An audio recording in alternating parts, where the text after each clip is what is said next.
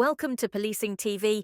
Each week we will explore the highlights from our latest videos, diving into topics like AI, technology, drugs, and the people shaping the future of policing. The 17th January saw the publication of our third Policing Tech Forum webinar on the topic of technology in policing. The speakers focused on the MyPolice Portal and the importance of understanding community needs, adapting to digital expectations, and collaborating with technology providers to improve policing services. Today's session will examine how forces are implementing the MyPolice Portal solution, backed by a national programme to provide elements of consistency and removing any potential for long-term postcode lottery provision. We'll also hear from our session sponsor, Content Guru, about their Storm cloud platform and how it delivers 999 and 101 contact management for the British police forces and also supports thousands of the world's largest governmental and private sector organisations. Well, Kevin, Single Line Home is a multi-force platform that exists across England and Wales, and it allows members of the public to contact policing at the time and in the place and in the way that they would choose to, in addition to the current mechanisms, which are for an emergency to call 999 and for more routine contact to call 101. I think the journey for the portal really for Merseyside commenced probably around 2017 when we took part in a piece of work with the Home Office to explore and understand exactly what the public expected of the police service in the digital environment. I think the results of that were clear. They expected us to be there, accessible, and they were looking for a consistent message. So if you were in London, Liverpool, Leeds, Leicester, whatever, they just wanted a consistent message. So we did at that time develop an approach whereby we would open the social media account for Twitter and Facebook, where we would take reports of crime and incidents. We then took the Single Online Home in December 18, and during the year of 19, we actually worked with what would become the DPC, Simon Cole's team, and Globin to explore the art of a portal. And the drive really was about making sure that our communities had access to the police. So right now, where we have police forces who are using us, then when it's delivered to that force, then we start capturing, recording everything that's going on. When we are working on the ambulance, on the other hand, we've got even some further insight. So we're able to judge the whole national picture, every ambulance service, what's their expected wait time, how many call handlers have they got on shift, and then we can really make that intelligent decision. And of course, if there's anything to capture while that's going on, we can do that. On 19th February, our roving reporter Bernard Ricks heard from Police Now's Chief Executive Curtis Christoforides discussing his background in policing, the evolution of Police Now, and its role in the UK police recruitment landscape. He emphasised the importance of attracting diverse talent to policing and the organisation's contributions to the Police Uplift programme. As you say, it started off within the Met, and there was an idea, those early pioneers managed to convince Bernard Hogan-Howe, who was then the commissioner, and others within the Met, that this was something that we should try, and so we did. And in 2014 into 2015, we recruited our first ever cohort of new police officers, and they just went to the Met. And whilst it was not perfect, and I often say that back in those days it was built out of paper and string, like something from Blue Peter.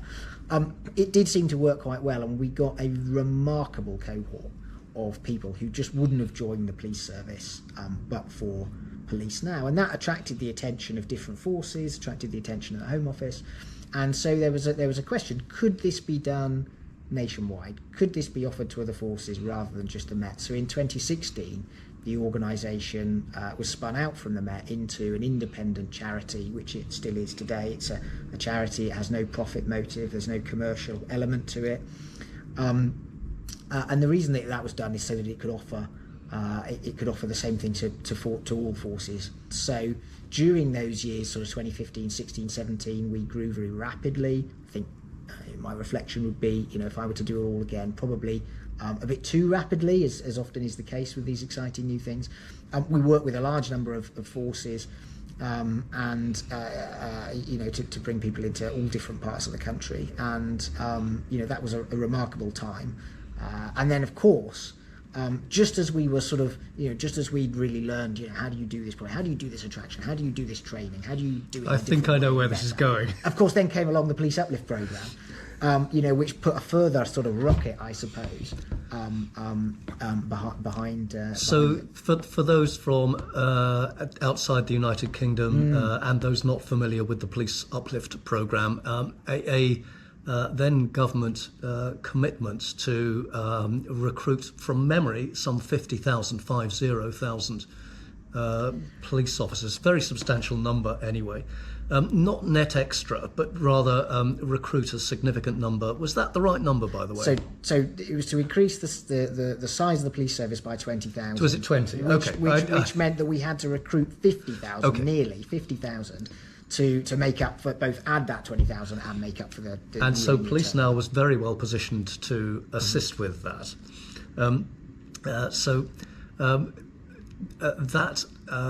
That additional 20,000, my recollection, was achieved, although there were some forces that didn't quite get to where they were intended to get, and there was a financial penalty associated with not getting there. So some challenging times. The essence of it, though, being that police now was very well placed to support that. Now that uplift programme no longer exists, but very much still a place for police now. The number was hit. It was reached, and that is very much to policing's credit. Police now did just under 2,000. Of that total, which I think everyone here is really, really proud to have played a part in that. I think that what that did, though, was that it sort of took police now in a slightly different direction to the direction that it might otherwise have done. Because, of course, if we think, back to those early years, what was police now founded to do? What's the difference that it has to contribute? This was always about getting people who wouldn't have otherwise considered a police career. It was all about training them in a different way, supporting them, and developing them as leaders, not necessarily with rank, but leaders with and without rank early in their career. To help to improve, policing culture and to, I guess, take policing in the direction that it wanted to go in. And the 21st February saw the publication of a second interview with Tom Andrews, a lecturer in policing, who discussed the current challenges facing police recruitment and pay in England and Wales. He highlighted the significant decline in the entry wages of police officers compared to the national minimum wage over the years. I wanted to compare the entry wages of a police officer to what would essentially be a minimum wage salary. And I looked at, obviously, police officers work a 40-hour week. If you factor in the fact that they then have 4 separate sessions per week of 30 minutes for the King, that can become a 42-hour working week. Yes, perhaps just explain the 30 minutes for the King. Used to be for the Queen, of course, bless her. But in essence, this is that you have to work, or you may be required to work an additional 30 minutes beyond your normal shift before you start accruing overtime. That's the essence of it, isn't it? Yeah, absolutely, yeah. And that was bought out. So that kind of commitment to that overtime was bought out in 1994, and officers received a £270 pay rise for that, which is equivalent to £450 today. So the entry wage for a police officer today, once they've finished training and things, is £29,000 or £29,907, which is publicly available information. I then worked out what would a minimum wage salary look like for a 40-hour working week, factored up for over the year, and that then came to a total of £25,397. So we can see there already there's only a difference of some £4,000, and that is only an 18% above the minimum wage salary. So the minimum wage salary and then police starting salary is 18% higher. I wanted to look, because I do research around police entry and police education, and one of the criticisms levelled at current recruitment is that officers are very young, no life experience, and sort of don't know what they're doing. And I wanted to look at what is attracting people to join the police, and why was it sort of this rose-tinted glasses approach of, 20 years ago, whatever, we had much better, much older cops. And I found statistics, actually the average age of a police entrant 20 years ago was only 1 year older than it is now. But I also wanted to look at the salary and sort of remuneration packages of a police officer. So in 2002, the entry wage for a police officer was £19,842. Minimum wage salary at the same time was £8,528. So the police entry wages at that time was 230% more than the national minimum wage, and that's now dipped to just 18% bigger. So we're looking at this 3 times, just over double. So 2.3 times greater, and now it's 0.18 times bigger, and that gap between minimum wage and police starting salary has just shrunk and shrunk. So it's just such a stark difference that. On the 24th February, we heard from Chief Inspector Dr. Yvonne Taylor. She discusses her research on the effects of night shifts on sleep quality and the implications for police officers driving home after shifts. When we are behind a car and we're looking at the manner of driving, a sleepy driver, when you're behind it, would probably come across as someone that's had too much to drink.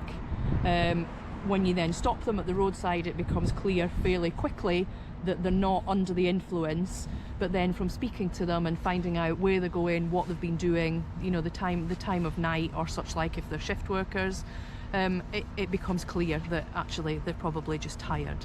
And it's not normal for us to be awake and functioning through the night. We're designed to do things through the day, so it becomes more of a challenge when we're working shifts, not just in policing but for any shift worker. So what were the findings then, the key findings of the research that you conducted? From my PhD, key findings were in terms of those that work night shifts get less sleep by around 2 hours in a 24-hour period when you're doing night shifts. The sleep that we do get through the day is not as good in terms of quality and quantity that we would get at night, because it's not natural, and because the day world goes on around us. People might be, your neighbours are out cutting the grass in the summertime, people are delivering parcels, there's lots of things going on, plus we're just not designed to sleep at that time, so you tend to wake up. So that's difficult. There are certain shift patterns that are slightly better for us than others, so lots of different aspects of working shifts that we can potentially not cure, but potentially help people deal with shift work a bit better. So we'll come on. Lastly, in February, we published a video about the UK's Home Secretary visit to Staffordshire Police Headquarters to discuss Operation Transom. The initiative is aimed at addressing the misuse of off-road bikes and associated antisocial behaviour. Chief Superintendent Elliot Sharrard-Williams discusses the operation's strategies, including community engagement, enforcement measures, and the use of technology such as drones and deployable cameras to track offenders.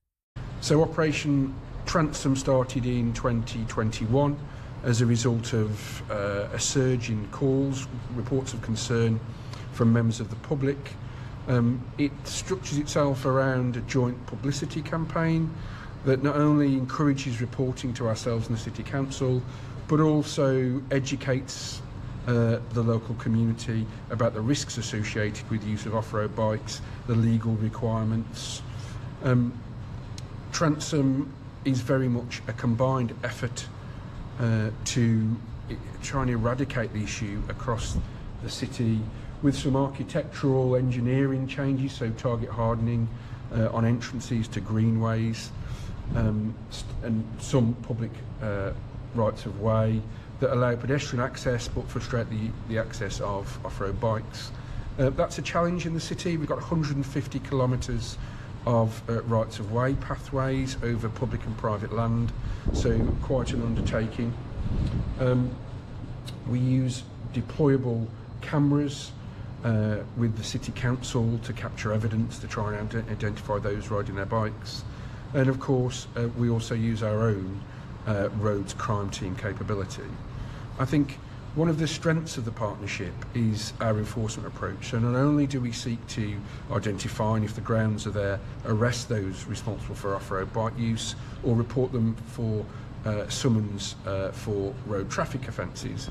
If they are a tenant of the City Council, and Stoke-on-Trent City Council is one of the largest social housing providers in the region, if not the country, with 16,000 homes across the city, then they engage very quickly in tenancy enforcement to support and reinforce our efforts, which has a real chilling, a deterrent effect on repeat offending, and also, I suppose, reinforces the privilege of living in the city, and that consequences come not only from the judicial process but also from, in that case, the tenants. Thank you for watching. Tune in next week.